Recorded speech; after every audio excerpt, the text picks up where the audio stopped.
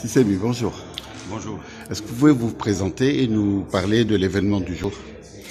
Sami Marouki, je suis le président de l'Institut de responsabilité sociétale en Tunisie, mais aussi le président du réseau local Pacte mondial en Tunisie.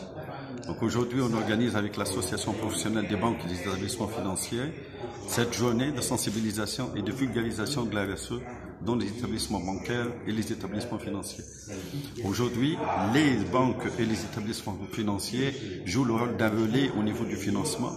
Ils peuvent très bien diffuser la culture RSE auprès des entreprises qui viennent s'endetter et se faire financer par les banques. Donc aujourd'hui, ce qu'on cherche, nous, c'est introduire les principes du pacte mondial, qui sont des principes liés aux droits de l'homme, aux droits internationaux du travail, à la lutte contre la corruption et à la préservation de l'environnement, au niveau opérationnel et au niveau des banques, pour que les banques jouent le rôle d'un relais qui diffuse la culture RSE auprès des entreprises qui font appel au financement, qui viennent lever des financements auprès des banques. Donc en quelque sorte, votre rôle de réseau va permettre aux banques de normaliser un petit peu les actions RSE au niveau des banques, c'est ça? Tout à fait.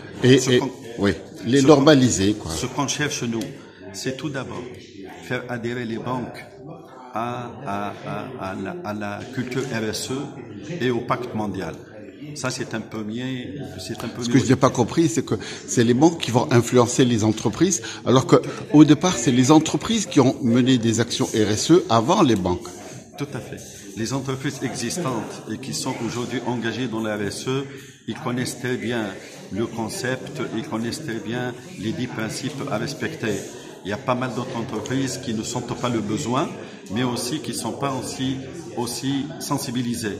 Ce qu'on cherche, nous, c'est tout d'abord faire adhérer l'ensemble des banques et des établissements financiers à la RSE, au pacte mondial, mais faire jouer les banques le rôle de relais qui diffuse la culture RSE auprès des établissements et des entreprises qui viennent recourir au financement bancaire.